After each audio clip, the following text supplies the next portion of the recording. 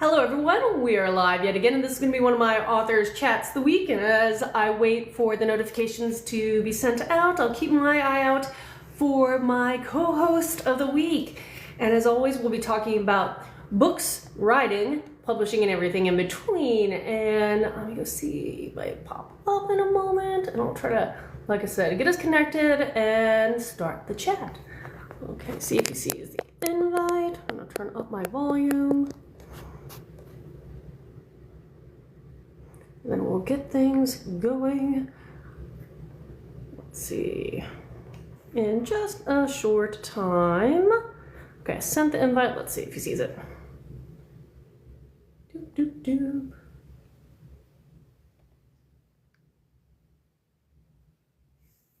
But yes, sorry, as I, let's see if I can get him to send invite.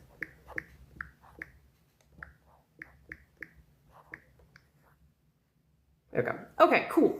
But in the meantime, as I wait to get everything connected, updates for the week. So I have a new audiobook out, and this is For Weir's Things, the second book of my Dark Chapter Fantasy, The Book in the Red.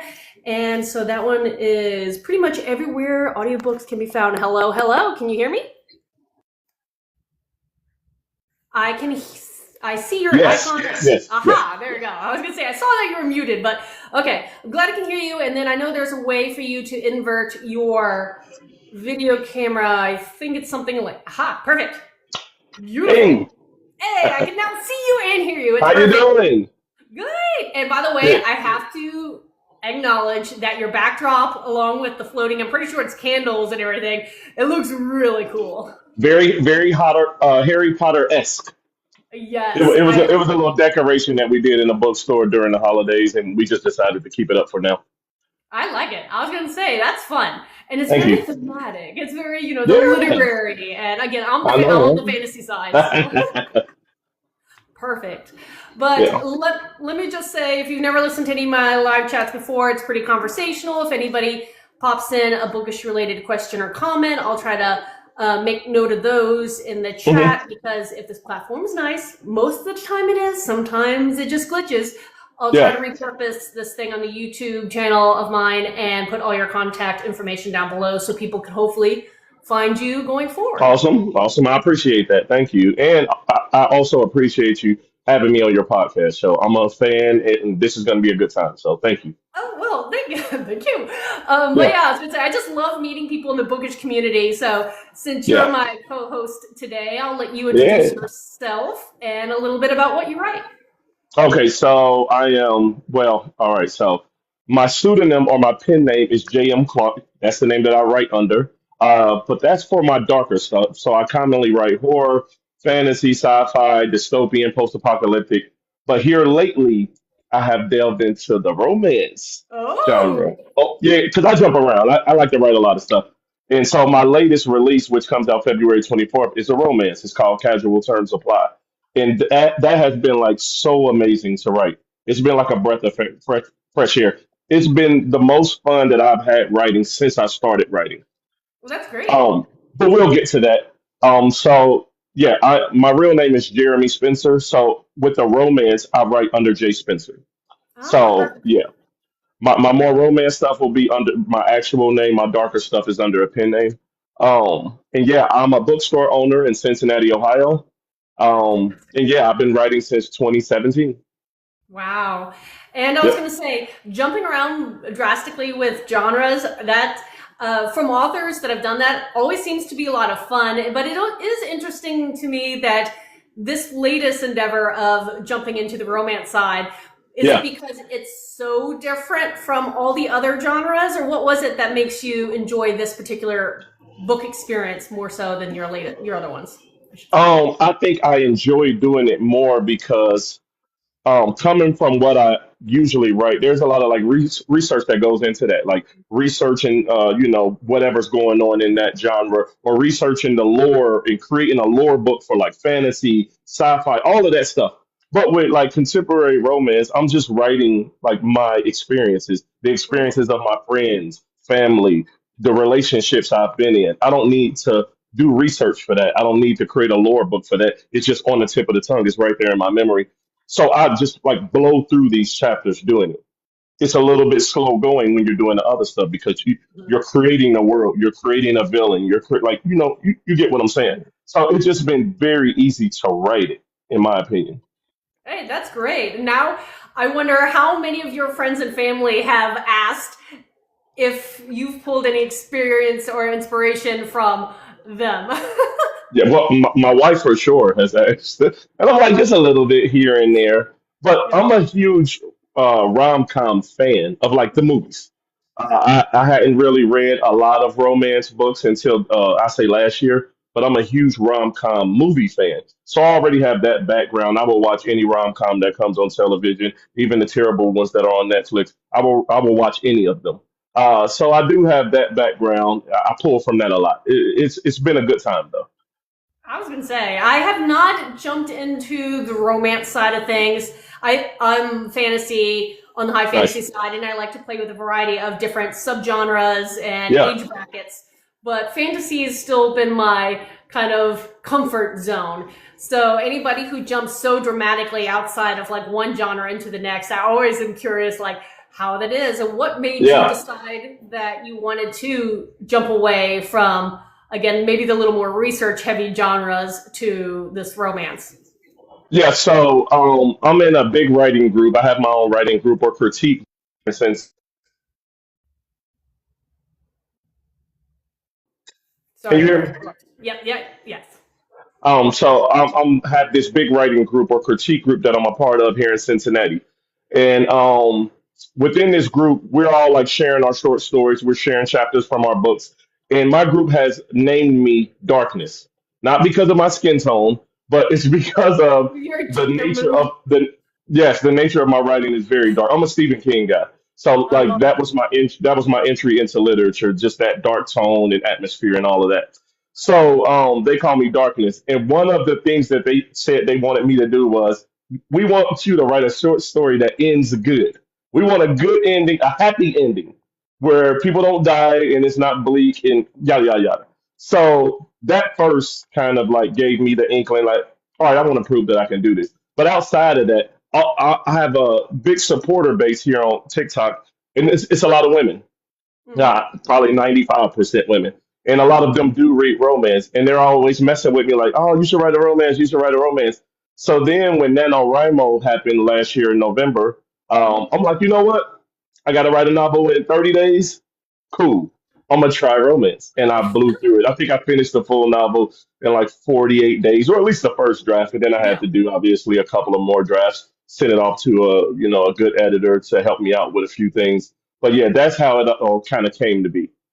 Wow, I love that. Yeah, I know there's some kind of backlash with the NaNoWriMo, the true group behind the original concept of that, but the yeah, idea that something like that can challenge so many people to sit down and really reach these goals that some people who've never, written a book before may never have actually made that effort without something like that. So, yeah, yeah. exactly, exactly. Yep, I totally agree. Like the first book that I ever wrote was in 2017, and it was because of NaNoWriMo. It was because I joined this writing group, and they all were doing it. And I'm like, cool. I'm a very competitive person. I come from a sports background, so I'm like, all right, cool. If y'all doing it, I can do it. And I wrote my first novel that way. Now, granted, I needed two editors to help me out with everything, but that book ended up becoming a bestseller, and it was the best. It was the first novel I had ever written, and it was because of NaNoWriMo. So, how many books have you written? Because you mentioned a variety of genres and Yeah. subgenres right at the beginning. So, how many books to date do you have on your other pen name? I have four that are out right now. Hmm. I have two anthologies. Um, and then my romance comes out on the 24th of February. And then I have a horror novel that's finished. I just need to do a rewrite on it. And then I have a soft sci-fi coming of age that's about 80,000 words into it. I wrote it like a year and a half ago, and then I put it down. I'll get back to that. That's kind of like my magnum opus or whatever. Like I really love that story. So I try to always take my time with it. That's like my big one. So I'm about 80,000 words into it, and I'll get back into it when I'm in the headspace to do so. Yeah, no, I definitely get that because when I started writing, I had the concept of the book series that I wanted to write, what was inspiring me to try to be a writer, but I Hmm. wasn't confident to just start off with that book. There you I wanted go. There to you like go. figure things Hmm. out and come up with a my own voice and learn the Yep. craft. And so I tried to do a standalone as like a gateway book and to Right. get into it, but the standalone ended up being a 4 book series, so it took me a Hmm. little longer. But Yeah, yeah. I think with us writers, we know what we want our big book to be, like our Dark Tower, our Lord of the Rings, our Harry Potter, or whatever the case may be. But there is that fear that maybe I'm not good enough to write this book yet. I need to do more. I need to put out some more stuff. I need some learn some things, like you said, find my voice, and then I'll get back to this when I'm ready. And that's what that book is to me. It's called The Lonely Traveler. So it deals with oh, like parallel universes and time travel and stuff, and that's like some very deep stuff that I really got to get into. And at the time, I didn't feel like I was good enough with the pen to do it. So I do feel like I'm good enough now, but now I am like so into this romance thing. I have to finish this trilogy before I get oh. back to that. Yeah. Hey, you sometimes do have to like find where your current passions are. And again, not to say you can't get back to Yep. that, nor totally put a pause in the middle of a series if Right. you're a series writer and like forget to come back. Yeah. But there is something to say. There is something to say about when you have that spark for a story and you really get into it. Why Yeah. don't you follow that for a moment? I mean, I Yeah. definitely have Yeah. written a couple books that it took me a month, 6 weeks to write the first draft because I was Hmm. just so into Yeah. it, and I Yeah. needed a break from another book in a different series because I was just like, man. Hey, listen, when you are on fire, feed the fire. Just keep on going. And Oh then yeah, once that stalls out and you kind of lose a little bit of passion for it, then go back to your bread and butter. But yeah, if you're on fire, just keep feeding the fire. absolutely. So, what was it that got you into writing books in the beginning? Like, why did you decide to Wow. sit down and write? Was it because you have a bookstore, or like, Mhm. what was it that was like, I'm gonna be a writer. I'm gonna do it. Well, the bookstore stuff, that's a newer thing. Like we opened our bookstore in 2021, I believe. So Nice. I had already put out 3 books before then. I put out books in 2017, 2018. But my love for writing came from my love for reading. So I've always been an avid reader. I don't know how old you are, but you look a lot younger than me. So when I was in It's deceiving. school, when I was in school, the Book It program was such a huge thing where they would Mhm. come into the schools, set up in the libraries, and then your teachers would give you these little things that you could choose the book that you want. You got to go Yep. home, tell your mom, tell your dad. They give you money, and then when that day hits, you go into the library and you buy your books, like Goosebumps and all of that stuff. Yeah, I love So it. like, oh my God, I was always that kid. So I had a little blue suitcase where I carried around all these books. I was such a nerd. Perfect. Yeah. But yeah, I've always been an avid reader. And then I would say around junior high, an English teacher put me on to Stephen King. She probably shouldn't have been doing that, but I thank her for doing that. And then I just really fell in love with like literature, adult literature. Hmm. And I would think around, I don't know, yeah, 2017, I got the bravery to say, all right, I'm gonna try this. Why not? And so I did, and I've been doing it ever since then, every day. I try to write every single day if I can. I love that. I absolutely love that. I will admit, I am a writer that I like to take a couple days off each week Hmm. from actively writing. I'm still doing something bookish related because I'm a workaholic and that's, just the way life is, usually on the marketing side. But I do Yeah, like giving myself a little bit of a buffer to kind of let my brain to like unwind and also yeah. try to step away and give this 2026 is my year where I'm going to be giving myself better work life balance because There I you am a go. workaholic. And if I Yeah, don't have anything else to do, I'm going to be doing something relating to marketing or writing or editing yep, or.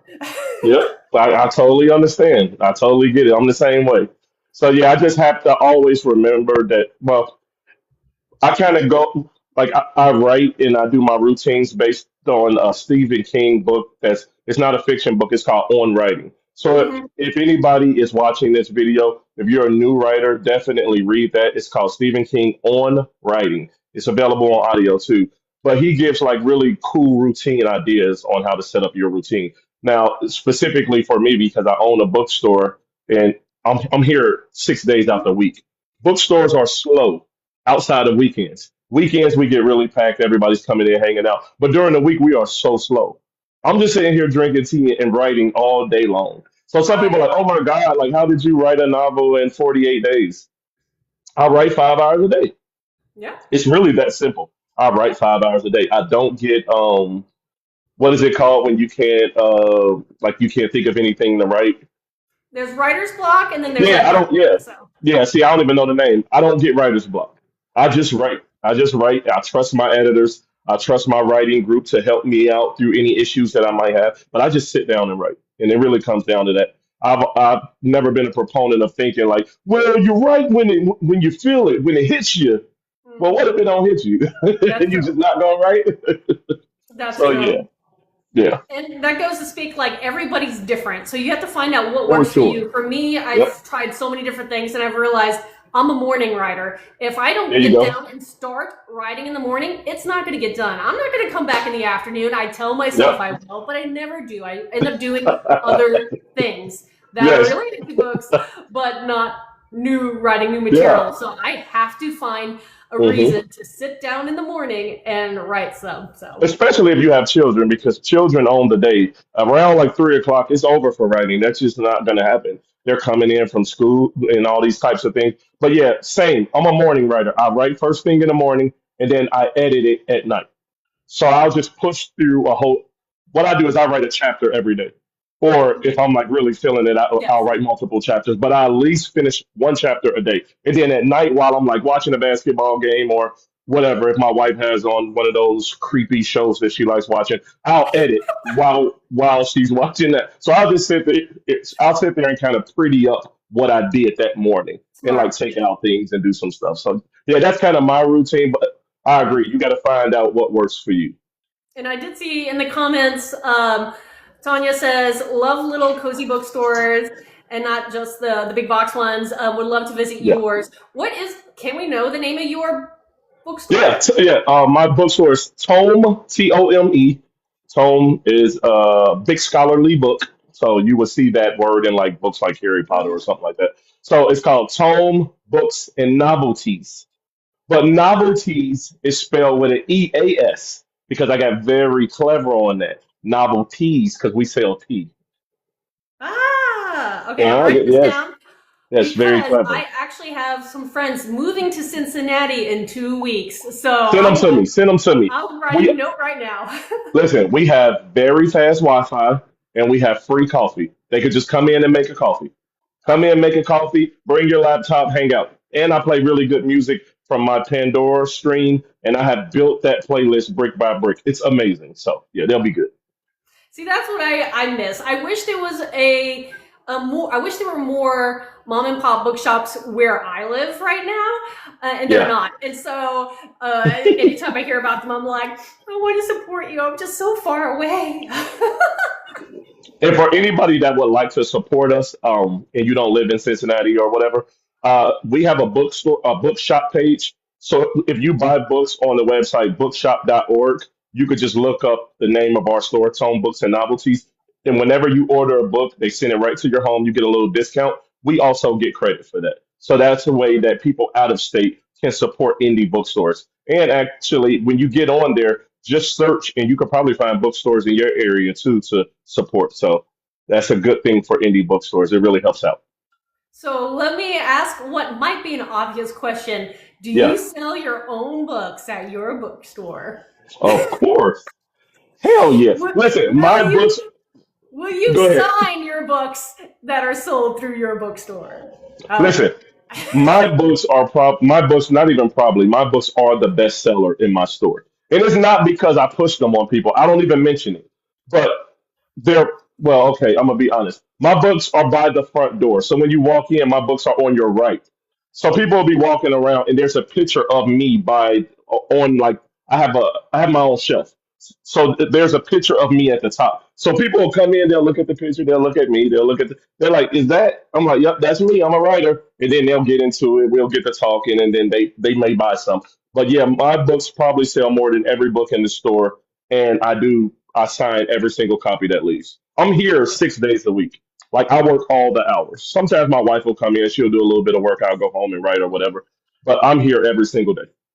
I love that. I love that. No, Yeah. I love, again, love the idea of supporting mom and pops. I don't know if I've met too many people who both run the bookstore as well as write some of the books. So you kind of do a Yeah. double thing that I absolutely love. And I do see another comment coming up. Shelf Love Atlanta saying, my wife is a keynote speaker at a romance event in Cincinnati this year. I Ooh, can't remember the name of the nice. event. But there you go. See, a small world. Nice. Very cool. I wonder if it's books about the banks. I was a keynote speaker there last year, and I hosted a few panels. But that's a big one in Cincinnati. It's called Books by the Banks. It's a big like book convention that we have every year. But we have a few, so it may not be. Yeah, yeah. Because I live outside the Atlanta area, so I understand like there are, if you have, one of those kind of bigger cities, Yeah, that you can pull a variety of bookish and convention kind of events. So that is really neat. I love that. And you never yeah, know if y'all are listening in and you drop by in Cincinnati, you can go and check out. Lovely stuff. So outside of your upcoming book that you're going to yeah. release, of the ones you've already released, do you have a favorite one? And if so, why is that one your favorite so far? So like the cliche and the very marketing thing would be for me to say my newest book. Make sure you pick it up February 24th. And I do love my newest book so much. But I think like your favorite is always going to be that first one. Hmm. The first one, and for me, that book is called New Kings of Tomorrow. It is a the first book in a trilogy, and it's post-apocalyptic dystopian. So there's an interesting story behind that novel. So I wrote it in 2017. It hit the bestsellers list, Amazon and Barnes and Nobles in 2018. That book is about a pandemic that comes to the world, kills a bunch of people, and the people who are still alive are forced into quarantine facilities by the remaining government. Yeah, Well, yeah, that yeah, feels yeah. So, a little too real. yes. So 2 years later, when COVID happened, everybody who had read it were all emailing me like, "Jeremy, is it happening?" I'm like, "Oh my God, I hope not." So yeah, yeah, very interesting story behind that. Okay, well now I need to know what your second story is about because if the first one came true, what's the next one in the order of appearance? So I wrote that trilogy, and then the next one was a psychological thriller called Three Rings, and it's just a psychological thriller. It deals heavily with cults, and that book is really cool because um, some of the chapters are written from the serial killer's point of view. That was a lot of fun for me to write because, like I say, I do write a lot of dark stuff, so that was a lot of fun to write, and just kind of like messing with the reader, pushing them off of his scent, setting up a bunch of red herrings and stuff. It was just a lot of fun to write that, and people seemed to like really enjoyed it. So it was a good time. But yeah, to answer your question, my favorite is always going to be the first book. But yeah, casual terms apply. The newest book that comes out February 24th, I had the most fun writing that, like by far. And I think each book you write is going to have a different experience and a different relationship with it. Like, I Yep, will always love my first book because it's my first book, though I think I've written better books since then because I keep trying to challenge myself to get better. yep, And some of my stories are getting more complex and some of my approaches are a yeah. little changing as I, evolve as a writer. But your first book is still your first book. And It's your baby. It's your baby. yeah, it's your baby. And, you're going to love it no matter what. So. Yep. Even if it's bad, like a lot of us, our first books aren't that great, but you just still love them because they got you into it. Mhm. That's not the case with me. My first book is amazing, but I'm just saying.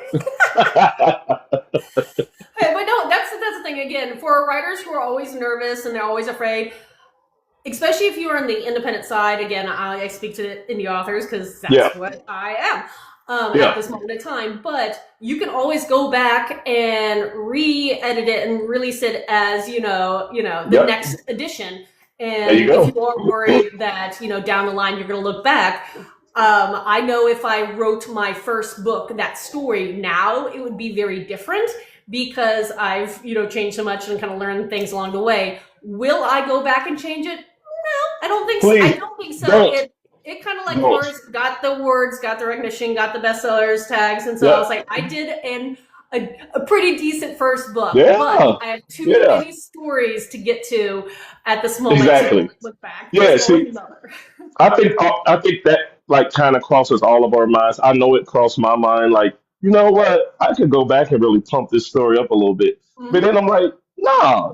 That's who I was at that time, and I want my work at the end to like show gradual improvements throughout. So I can't just keep going back Mm-hmm. revitalizing everything as my skill level gets higher. You just got to kind of let it stand on its own, and it is what it is. And I'm very proud of what I've done so far. So yeah, Okay. And again, hopefully readers understand if they pay attention or ask, a first book is going to be your first book, and every writer wants to improve. So yes, their latest book hopefully will be with some of their best work so far. But exactly. again, Yeah, that's a hopeful thing. And yes, for you, it does sound like you're having a lot of fun exploring, new yeah, things. for So sure. with your upcoming book that releases later on this month, it's already February. Oh my goodness, real soon. Yeah, yeah, Can you tell me a little bit about your characters and kind of yes. that short pitch of it? Yes, yes. So, the characters, it's a dual POV. So the man's name is Lincoln Reed, and then the female POV is Brooke. Her name is Brooke. And basically, it's just a story of like the traditional this player style guy. He is not looking for any type of like serious relationship. Like the book is called Casual Terms Apply. Like that's kind of his thing. It's like being very casual in his relationships or whatever. But one night he's like scrolling on Tinder or whatever, and he matches with this girl, and he's like excited about it or whatever. But the next day he realizes that she has unmatched with him. And he's like, oh, okay, well, that's weird because that doesn't happen to me because I'm the fucking man. Um, and then, so he goes out and he's hanging out with his buddies the next day, and he gets on another social media site and he notices her and the people you may know. He notices her picture, and he starts thinking like, oh wow, she must have came here and found me here and is now looking at my page. So he writes her on there like, yo, what happened last night? Why did you unmatch? And it turns out that she found out he briefly dated her older sister, Oh. and that's why she unmatched with him. So that's kind of like the meet cute. That's a setup for when they Mhm. actually get together or whatever. So you have that drama like of her sister, and her sister is so dramatic. They briefly dated. They didn't like do anything crazy. They went on one date, but her older sister really like falls for every guy that she likes. So Oh, she yeah. took it way more seriously than he did. So she's acting hurt, and she's like dumping that on Brooke, like, "Oh my God, I can't believe you would talk to this guy. He did this to me." But that didn't happen. She's just dramatic. So it's a lot of fun. I had fun writing the two main characters, obviously, Mhm. and I had so much fun writing like their friends because he has this funny group chat with like these three guys, and they're all like married guys. But the group chat was so fun to write because I it bet. kind of echoes my own group chat with my brothers and my friends. We're all like married guys. And then I had a lot of fun writing Brooke's best friend, Lucy. She is hilarious. And it was just so much fun writing this book. And I'm excited to jump into book two. So, book two will also be about the friend group. You met two Okay, other that's what I was people. going to ask Yeah, next. Yeah. you met two other people in this book, and you kind of saw what was going on with their relationship. Book two will be me jumping more into that relationship and showing you what's going on. So, yeah. Oh, fun. Yeah, because when I talk to authors of romance and they do a series, I'm always curious, are you following the same couple throughout the whole series, or are you doing new Yeah. couples each time? Because that seems to be the more popular approach. So I'm always curious. Well, I think what's interesting is you want to put like the main focus on another couple within the series just to give a fresh new outlook on it, but also like from your peripheral you are still seeing what's going on with that other couple that you read about in the other book, so you're still seeing the progress in their relationship. They just aren't the main focus. Yeah, They just happen to be friends of the main couple. I So you like that. you kind of get to do both. The focus is just on another couple, so it's fun. I like that. I do see the comments saying I need a Lucy story. So you She, already have. oh my God, I love her. She is hilarious. She is like just a bundle of just like excitement, funny quips and banter. And then he has a friend named Mark who is the same way. and they kind of go on a double date with them, and that is like such a fun chapter to write because these two are very similar in the way that they are. So yeah, that may or may not be book three. Yeah, Oh, fun. yeah, yeah, I like it. I like it. yeah, So, when it comes to the fact that you're about to have a book release, what do yeah. you do, if anything, special to celebrate the fact that you're releasing a new book? Because I'm terrible about book Ah, releases. yeah, I don't think I do anything. I don't do anything like special. I'm constantly online marketing, so I'm just constantly online and talking to people about the books, trying to get reviews. You send out all of these art copies, but nobody ever wants to go and freaking review the book after you send out the art copy. So it's constantly like chasing people down, like, "Hey, remember I sent you that book a month ago? Would you like would you like to go give me a review?" So I fill my time with that kind of stuff. But I don't know. I might go out, have a bourbon, hang out with my writing group, something like I that. like, I like, Yeah. well, I was just sorry. My mind jumped because you actually own a bookstore that you can almost do a signing event Oh, we after. always do that. Oh, yeah. So in the bookstore, we always have like a big release. So it'll be a big release. I'll give out like some really cool books. I might even have some special editions of the book. Oh, yeah, on release day. So we always do like a big release party here in the store. But outside of that, nope. I just go home and play video games.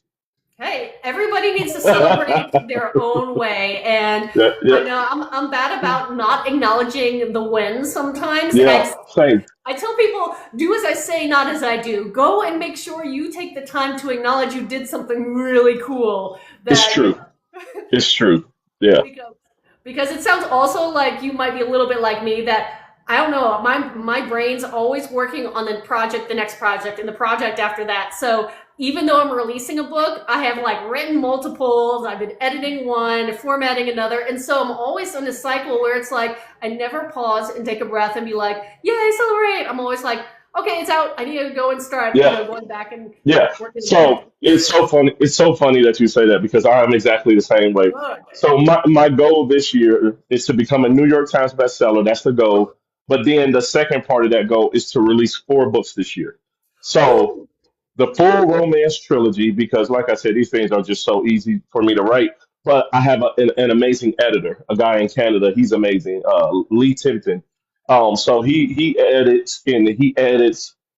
I feel like we have the same kind of style. Like we don't like butt heads at all. Like he's Mhm. great with editing my work. So I'm gonna put out that full romance trilogy, and then I co-wrote dark fantasy with a buddy of mine, Noah Hoffman, who's like one of the best writers I've ever been around. So me and him are writing this book together. It's a dark fantasy. We're about 280 pages in, probably another 100 pages. We'll probably finish it within the next month and a half. So we're going to put that out. That's called A Worthy Apostate. A Worthy Apostate. And it's a dark fantasy. So those four books should be out this year. That's the goal. New York Times bestseller, four books out this year. So yeah, That is I'm great. editing. Well, I'm outlining two books right now, and then finishing the dark fantasy. That is great. And yeah, Yeah, that's one of my usually annual goals is to release at minimum two books. It would be nice to do something quarterly, but it also depends yeah, on the size of the books. it And does. if I'm doing something that's 120 plus pages, that may mean if all those books are like 150 pages. I mean, Yeah, 150,000 words, not pages, 1,000 words.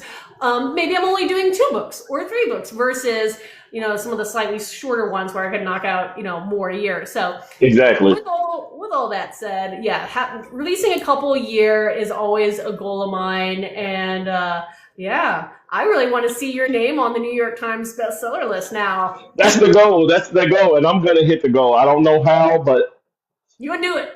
Put it yeah, out there. if I set my mind to it, I can make it happen, and I'm very confident that I'll be able to make it happen. And also, like, so I'm self-publishing this one, um, but I'll probably try to go traditional with the other book in Mm. this romance series. I feel like I will have a decent shot at getting a traditional deal if I wanted to, but I've never queried because I've Mhm. had pretty decent success with just self-publishing. But Yeah. I want to do it now, but I'm using my first book as the feeder to that just to Mhm. kind of show what I'm capable of doing on my own, and then to show the publishers what I will be able to do with their help. So that's another part of it. I might try to get a traditional deal with some of my romance stuff. We'll see. That'd be nice. Yeah, I was gonna say the querying process is a totally different animal, so it's another learning curve for everybody who is trying to go, on the trad side or hybridize. But it's something that I'm always open to, but I just have to find the right book that makes sense to try to query, since I will admit that when it comes to traditional publishing, they still kind of, to an extent, limit the type of books they're looking for Yes. dramatically. So when you're independent, you can write, new genres and subgenres and these kind of fusion stories Yeah. that you won't necessarily find right now in traditional Yep. publishing. That doesn't mean in a few years their ears won't perk up and they'll be like, wait, we need to look at this. But Very uh, true. And like one of my biggest issues that I've always had with traditional publishing, it's not really them, it's a me thing. Uh, like say you get a traditional deal. Sometimes it's 2, 3 years before the book comes out. yep. That's an issue for me. That is a huge issue for me. I would hate that book by then. By the time it comes out, I would hate the book. I wouldn't want anything to do with it. That's a big issue for me. Not having full control over my book covers and like people telling me like, "Hey, I don't like this character. Take them out the book." That type of thing. Those would be issues for me. So I like what you said about you got to find the right series that you're willing to bend on, and that's Mhm. really what it comes down to. Yeah, and also just depending on who you're aiming for when you're querying, because you don't have to. If someone says yes to your book, you don't have to then agree to work with them. You know, That's true. you have that choice to pick and choose on your end too. Even though sounds really awesome to say that your book's getting published through whatever house or press Yeah. or whatnot, but you do have that choice, and certain offers will allow you to have more control than others. So things to be aware. Again, Yep. on the indie side, I do not ask me like the deep questions about that. I am not the one who knows that, but I do know authors who go traditionally that started off traditionally published or have hybridized since releasing indie work. So Yep. they're the ones to Same. ask, not me. Same. Same. I totally agree. So let me ask you, how do you like to reach new readers? Like, what is your favorite way to find someone? I mean, with the exception that, yes, you have a bookstore, so you have this kind of special fancy way to kind of talk to Yes. people. But Yes. Yes. beyond that, do you like to do face-to-face events? Is it a social media? What is it that you like to do that helps you my find thing has people and always connect with been my thing has always been social media. I've always been pretty good at that. I grew up with the internet, so I got a pretty a sound just idea on how to use it, how to get people's attention, how to hold their attention and create like a relationship with my reader base. So I've always been very good at that. And I think that is the way that I most like to reach my readers and keep them encapsulated in the worlds that I've created and the friendship that we're creating online. them?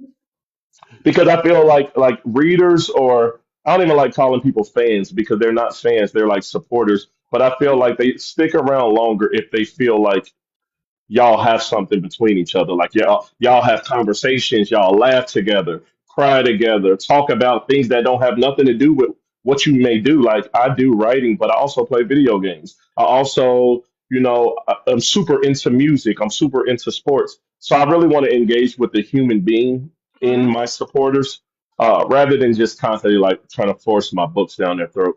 I'm not gonna say I hate them, but I I don't like following people who are constantly selling their book all the time. You Mhm. should be selling your book because that's what we're all here for if you're in book talk as an author. But you can't do it all the time because if you do it so much, you train your reader base that every time they see your face, you're selling them shit. Instead of if they see your face, maybe we're going to have a cool conversation. Maybe it's going to be something funny. Maybe they're going to say something enlightening. I'll stick around for that. But if I've already bought your book, I don't need to see your face over and over again selling me your book. Yeah. I Yeah, got and it. that's I bought it. I liked it. I reviewed it. Now what? yeah, that's that kind of catch where it's like you need to talk about your book so people can, so you can sell the book, because anytime you post something, anytime you do something, someone new is going to see it for the first time. Yep. So, you're trying to reach always the new people and also bring awareness to whatever you're talking about. But yes, for the people who have read your book and have already supported you, until your next book, which, depending on the author, could be years in between. Years, literally What are you years. going to do? How are you going to keep them engaged without them being like, oh my goodness, we're talking about it again? Now, not to say I didn't love it, but do I need to hear it again? So Every time I see your face. every time. It's one of the things is like I like to do my bookish questions of the day because it's fun to hear what people say when I Yeah, figure out yeah, things and it's engagement and it's something I can kind of connect with some people in the bookish space. That's not yep. just buy my stuff Yeah, exactly. All the time. So all the time. it's a line to toe as far as like marketing your book and then just like engaging in a very human way. But yeah, Mhm. as a writer, you got to figure it out because Yeah. that's the job. Um, like I run writing workshops out of my bookstore, so like twice a month, Nice. like every other Thursday, we do a writing workshop where like 18 to 20 writers come in. I put them through me and my group, like Sarah Wilson Gregory or Noah Hoffman. We'll put them through just like a little writing exercise first for the first 15 minutes. And then we'll go into the lesson for that day. So I'm just like constantly around all of these writers. What I found that a lot of writers, they want to be writers, but they don't want to do the job of being a writer. And unfortunately, a huge part of the job is talking to people. Like Yeah. we tend to be more recluse. We tend to be more to ourselves because that's just kind of the personality type of a person who sits down and writes 150,000 words about a story they made up in their head. But part of the job is talking to people, and that's Mhm. the part that most people don't want to do. So yeah, it's the It's difference between writing and like journal writing. You just enjoy writing, and then being an author. Being an author has a lot to do with marketing, and I think that's where a lot of people get kind of like hung oh up at. yeah. Yeah, they get frustrated and burn out and all that stuff because, yeah, like you said, having, doing these weekly author chats for however many years I've been doing them, I got the chance and the privilege to talk to a lot of different writers and authors and other people in the book space. And the surprising bulk of them, the large number of them, are introverts or tend to be more on the introverted side. I'm the opposite. I'm an extreme and extrovert. This is why I do these lives because without doing Yeah. these, I'm going to lose my mind because I like to talk to someone and see someone Yes. talking back to Yes. me Yes. because Yes. I am an extrovert. So for me, I'm like the odd one. I actually am fine talking to people on if I'm on panels and all this kind of stuff. Those are fun. The weirdest thing for me is I hate selling. I left the Girl Scouts because I had to sell Girl Scout cookies. Okay, I don't like selling, and who doesn't like a Girl Scout cookie? So Exactly. that's my thing is pitching my Yeah. books as much as I love them is still a weird thing for me, and I'm always like having to cope with that because it's like the Yes. idea that I'm like buy the thing, and I'm like you'll really like it, but God, now I have to like sell you on it, and that's I could talk about it all day if you want to talk casually, See, but like when I'm what's trying to funny is sell someone, I'm like, oh. What's funny is I don't even think it would make a difference if you were good at selling because I'm a great salesman. My background before I became a bookstore owner was I was a sales trainer for like a big bank. I won't say the name, but I was a sales trainer. So I conducted sales training for this bank as far as like selling and stuff. I was a top 5% seller. I won trips all over America because Nice. of my selling prowess. But it is still very cringe trying to sell Mhm. your books to people because it's your book. It's so biased. Like, of course, I think it's awesome. It's One of my literally from my brain. Of course, I think it's awesome. The funny thing is, one of my favorite things to do is there is, and I don't know if she's still here, but there is a living in around Atlanta. Dragon Con's a big event. Yeah, On the Friday of Dragon Con, there is an event called The Gather, and it's a lot of authors there selling books for a one night thing. And so I'll do that one whenever I'm accepted to do that. And right. I have another book talk author buddy that we always try to get the same table together because sometimes I will just sell his book. I Because it's love like it's easier that. for me sometimes to just sell someone else's book than it is to my own, and then he'll pass people back on to me, and I'm like, Yeah, okay. So I it's love kind of that. fun being with That's another actually author. a great idea. That's cool. I I'll like sell your that. book, you sell mine. Yeah. Let me tell you, my friend is a great writer, and you should read their book. I love that. Yeah, because that's just more comfortable to me, and I mean, Yes, like my yes, life. yes. Yeah, like let me Um, tell you how amazing my book is. Like it's always very cringe. It doesn't matter how good of a salesman you are. It always rubs me the wrong way. Yeah. So even though I have a bookstore, I never mention my own books. Like people come in every day and say, "Hey, what would you recommend?" I have never recommended my own book. I let Mhm. them see it, and if they happen to see it and they ask me about it, yeah, that's me. I actually write these books, and then we could talk about it. But I would never like just bring it up out of nowhere, like, "Oh, you like psychological thrillers? Well, I wrote this one." It just feels wrong to me, and I Yeah. just yeah, I won't do it. Yeah, I think that's going back to like when you're talking about trying to connect with people in a deeper way. You Mhm. can use this platform to talk about the books you enjoy, why you Yeah, enjoy them, and yeah, if you read indie, and you can always talk about your friends whose you enjoy the books and all that stuff. Obviously, yep, be honest. Don't ever pitch a yep, book or just because you feel guilty to do it. But yes, if you have books that you've enjoyed reading from someone else on here, talk about it. People are fascinated about that kind of stuff, and yep. helps build that connection. I do see the comment, can you be in charge of my marketing? I'm an introvert. There are so many I people got out you. here that are introverted writers, and it's that tough challenge for people. Yeah. So in this day and age, with as many books that are being written today, we don't even need to get into the whole AI thing. That's adding millions of more books. Um, it is no longer unique to be a writer. Yeah. No, Everybody's no. doing it. So what's going to set you apart is you. Mhm. That can't be AI. That can't be duplicated by anybody else. You have to sell yourself Mhm. because there's no shortage of literature out here to read, especially new literature. So even though you may be a recluse and you may not like want to talk to people, you're an introvert. If you want to be an author, you kind of have to, Yeah. unless you get like some big traditional publishing deal and they do it all for you. But I wouldn't lean on that idea. Yeah, I was gonna say even some of those big traditional publishing deals still require you to do something. Oh So yeah, you, as a writer, can decide how you're going to interpret that something, because there are yeah, platforms that are more static with images. Maybe you're more comfortable with that being than something that's a little yep, more like this one, which is a little more movement and yes, vocalization. So videos make more sense. yeah. So Yeah, so you, I used to have an issue with that, like putting my face on like TikTok or whatever. It took me like a year to like get comfortable doing it, but now it's like I could do it anytime. But I do follow this one page. I don't remember her name, but it's just her arm. huh, So it'll be like she'll be talking and her arm will just be doing all this movement. And I was like, wow, that is a creative way to not be on camera. But mhm. stuff like that, like you can find ways to be creative if you don't want your face on the camera, or if you don't want any part of your body. I follow some pages where it's just like pictures and Yeah, uh, like pictures and like words, text on the screen or whatever. Just got to get creative about it. But you have to market your books. There's yeah, no two yeah, ways about it. If you want to sell books, if you're yeah, not like very, because I know some writers who are like, oh, I don't really care about selling books. I just want to write one. Cool, you can do that. Yeah. yeah. KDP's right there. It'd take you one afternoon. You'll have a book. That's that's true. There are definitely the people who and that's their dream, is to have a book in hand, and that's it. And that's as valid a dream as people who want to be New York Times bestsellers.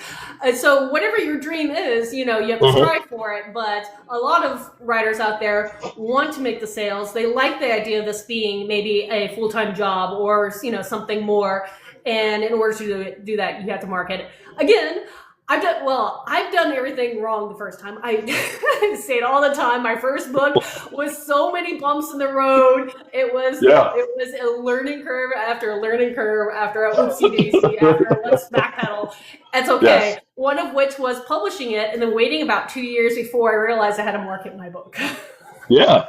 Because like you write it and you put it out and you post it on your social media, and you're like, all right, done. Yep, Everybody buy exactly. it. Why aren't people just finding my book? Like, Exactly. don't they know it's amazing? Yeah, Word because of mouth. Where is if this? you don't know the market, you don't realize that the same day that you put your book out, 80,000 other books came out that same day. Yep. Just like a drop in the ocean. So Yep. you gotta get out here and tell people about it. You gotta talk about it. You gotta create like some type of excitement around this release and get people talking, post the reviews or whatever. But that's just the Mhm. marketing piece. But all in all, yeah, you kind of got to get comfortable with being uncomfortable if you want to be a successful author. Yeah, and then you'll be, I don't know, when, again, I am the extrovert, so it was a little easier for me to make the transition. It was still a little awkward to start talking to my own face when I'm Yes. recording, but got over that one. But I have also talked to a number of introverted or extremely introverted authors that got comfortable doing that after a little bit of time, and though they may not do something that's live like we're doing right now, but it is something that the more you practice, the more you try, everything, it gets easier, it gets better, practice, all that kind of Yeah, stuff. people always tell me like, "Oh my God, like you look so comfortable," but it took me like a year and a half to post one video on TikTok. I was just like a scroller. I would just watch other people like you, like all day long, to just see what y'all are doing. It took me a year and a half to get comfortable posting myself on TikTok, but I just kind of like made a commitment, like, all right, Jeremy, I'm gonna do this twice a day for 6 months, and Mm-hmm. then within 2 months, I was posting 3 or 4 videos in a day because I was just super comfortable doing it. So sometimes you just got to do it, like you said. Yeah, and that amazes me because when I first kind of stumbled upon your page, you're so chill and just Yeah, talking, and I was just like, yeah. yeah. I'm like, yeah, y'all don't know I got severe anxiety. You hide it well. You hide it Yes. well. Oh my goodness. So Mm, let me see. I even see a comment there. Love your videos as well. So you have people that have been like watching you, and you come off just so comfortable and just interesting to listen to. And again, when you're talking about the topics you cover and yeah. everything. So let me actually talk about covering things. Since the hour is going to start flying by, we're down to the last 10 minutes of our chit chat today. Uh, There are a couple of questions I always like to ask. Just again, if I am able to repost this video later, yeah. but as well as for everybody here, just to make sure I cover all the bases, including when you're not on Book Talk, because clearly you're here. Yeah. Where else can people find and follow you in the sense that website, newsletter, other socials? Where can people find you beyond this one? I think we have around 13,000 followers on FB, Mm-hmm. Facebook, and then like 11,000 on IG. Uh, but on those, it's under my bookstore name, which is Tome Books and Novelties. But it's just me on there, just posting like videos of the bookstore and talking about stuff. And sometimes I'll even repost my videos from there on here, but not often because this is more my author page. Those pages are more about the store. But Mm-hmm. you can see me on any of them. And it's always me on all of the social media. So if you ever want to write me on Facebook, IG, or here, it's just me. So yeah. I do everything. I wear all the hats. I do the writing. I do the bookstore Yep. stuff. I do the marketing. I do it all. I feel like I envision this, and it's popped up. One of my other book friends, he's known for his wizard hats, Yeah, Michael Wassel, and all I can see is someone wearing some kind of hat yeah, that almost like Nightmare Before Christmas that you turn and it has a different name. You yeah, turn and has a different. These are your hats. yes, You're like, this is yes, the yes. author. Turn. This is the marketer. Turn. This is the Yeah. publicist. Bookstore owner, gamer, Yep. writer. I'm everything. Or an invertible hat, so something is just like, and there's more. Well, yes, we wear a lot of hats. Yeah. But one of the other questions I have outside of your bookstore, where can people get your books and in what formats are they available? You could get them from Amazon. That's mostly where they are right now. I plan on going more wide with the romance novel that I'm putting out. So you could get them all on Amazon. The 3 books, the trilogy, it's called the Palace Program. That's the first one that I wrote. That's actually available on Audible too. So all 3 books are available on Audible. Nice. Yeah, And are they available paperback? You said Audible, so obviously you have some that are audio, ebook. yeah. Do you have the hardcovers, or is? Yes, so for the trilogy, the Palace program, that is available paperback, hardback. Um, 3 Rings, the psychological thriller, just paperback and Kindle. And then with this new one, I'm just starting out with Kindle and paperback, but I want to do a special edition hardback. But I have to, I'm gonna have, yeah, I got to get with Ingram about that, and that's like a headache that I'm not excited to get into. But yeah, I'm gonna have to do that. So yeah, See, I have not made the brave jump to Ingram or any of its same. competitors. I know Ingram's still the king when it comes to physical print distribution. But I have like most of my ebooks and all my ebooks and most of my audiobooks widely available, but I'm still trying to look for anything else outside of Ingram, because all I hear is like, for the most part, not so great stories, because they're not known to be easy to learn or well, that is that, and like you don't, as the author, you don't get a lot of money when they sell. yeah. And for me, I own a bookstore. Mhm. So I could just sell my paperbacks in my store and make Yep. like 3 times the amount. Yep. Well, in some cases, 8 times the amount. So that's really kept me from doing it. But I do want to give other bookstores like the ability to go and order this without me having to like go to the post office and send these off. That's just a lot of work for me, and I would rather not do it. But yeah, it's definitely something that I'm going to get into in 2026, like delving into this whole Ingram thing. We'll see. Okay, because that's one of my. I have like a whole list of goals, and it's Yeah, again figure out which way I want to try to get my print books wide, at least for right now. exactly. And I don't know why. I just want to avoid it.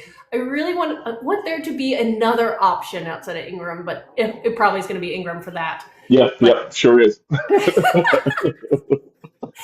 trying. I try to keep my eyes open for like draft to digital to finally get like paperback distribution or Yes, something. I yeah. don't But know. Drafted Digital, they use Ingram, right? But you can go through them, so then the setup is through them, and they're It's just easier. yes.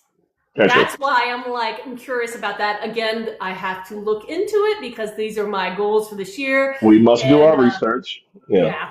yeah, that wonderful again that thing is called research. We have to do a lot of it for a lot of reasons.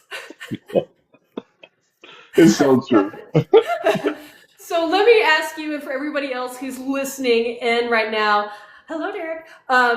Is there any question that you had that you haven't had a chance to ask, and or any topic you wanted to cover that you haven't had a chance to cover? So this is that wonderful time to do so.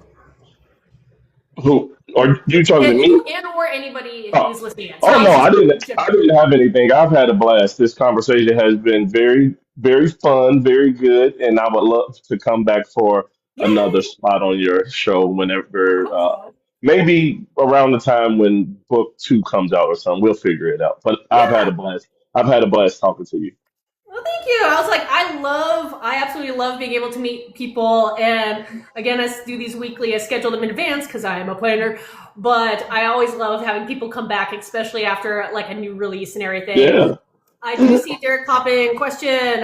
What are the messages you hope people will pick up with when they read your books? Is there any kind of deep message or idea that you want readers to kind of stick with? All right. So outside of my romance novel, which is very sweet, very rom-com, it's Oh, I love very exciting. But with my darker books, there's no hope for humanity. We are we are doomed to continue to do the same stupid shit over and over. Same thing we've done all throughout history. That is my overarching theme and message, is that humanity is doomed because we refuse to evolve. That Yep. is the issue. That is my overarching theme about us. So just enjoy this thing, this experience we call life. Try to be as good a person as you can, impact other people's lives. But yeah, pretty much we're done. So yeah. But that's why I told you my writing group calls me darkness. But I love it. there are none of those vibes in my new rom-com romance novel. It is very sweet, so awesome, and it has open door spice. First time writing open door spice, it was so cool. Yeah, I had a good time. I love that. Yeah, no, I list to the darker side of things too. And so my I have one series that's young adult, it's Isekai Portal Fantasy, and I try to Hmm. keep it the cleaner side of things, again, the younger side of YA, so the earlier teens and up. But because I write so much dark, that the latest book draft that I have to go back and edit so I can make sure I give them a few more wins, because I was just like I was beating them down so much. I was like, whoa, I'm crossing this dreams. This is supposed to be, maybe a little. I know they're getting older and their challenges are harder now. Yes. I need to uplift them because I can't have all the oopsie. I That's where that is to me. too many characters in my other series. I don't need to deal with this one. I need to So I want to say something, but I don't want to give up the plot or whatever to my first trilogy. But yeah, I got quite a few reviews of people were like, "Oh my god, I read that whole thing, and then this happens." Like they just wanted like this big, they wanted this big fantasy unicorn moment where everybody like jumps on a giant unicorn and they all fly away to some magical kingdom. I'm like, hey, that just doesn't happen often. I'm sorry. We abuse our characters. Yeah, I was going to say, if I ever fell into my book, or most of my books, I probably wouldn't live, not because I'm not skilled. Like, I used to be a competitive archer. I know survival skills. It's more the fact that the characters would turn against me. Yes, exactly. 24 hours. I have a 24-hour lifespan in all my books. 24 hours easily. Yeah, but if any character found out I wrote them into being, they'd be like, no. You did this. Oh no! Yeah, no, I can't do that. Anyhow, love that. So before we log off, I want you to remind everybody when your book release is, and is it available for pre-order at all, or are you just launching right on that? It's available for pre-order, and we've done like amazing in these last 3 days. I think we're over like 300 and something pre-orders. And I still have like 3 weeks until it comes out. So I know I told y'all not to be selling y'all books all the time, but y'all about to see me selling it to books on TikTok if you're following me. But yeah, it comes out February 24th. The pre-order's available. It's only $4.99 to pre-order. And yeah, so like we're super excited. A lot of the feedback, well, damn near all the feedback has been really good. But you never know with feedback. That's why you should lean on your editors. Like if you have supporters, they usually tend to like what you write because, they've read what you write, they like your style. But all of the feedback has been really amazing. I'm super, super hopeful for this. And I think it's going to be like really good. I think it's going to do really well. So February 24th, casual terms apply. You can read the entire novel today. If you pre-order it for $4.99, just inbox me, let me know. I'll send it right over to you. That is fantastic. I love that. Yeah. Well, I'm going to keep my eyes open and ears listening for how your release goes, because that sounds like a fun new new chapter in your author story. No pun intended. But yes. But like I said, it was absolutely lovely meeting you. I've written down your shop's name because I will be telling my friends about you, the ones that are moving. Let them know. Let them know. And, we'll do a little TikTok when they come in. I love it. I love it. And until next time, for everybody who's been hanging out and asking questions, and appreciate all you. And truly, it's been lovely being able to talk with you. Yeah, and for sure. To meet you and see you, engage with you in more of a live. Yes. And I appreciate you having me on your show. It's been amazing, and I would love to come back. Well, good. I want you back. But for everybody, it is time for me to let the dogs out. It's usually the 8 p.m. time, but I created them for this one so they wouldn't be running around and bumping into things. So I need Bye, guys. Bye, everyone. Thank you.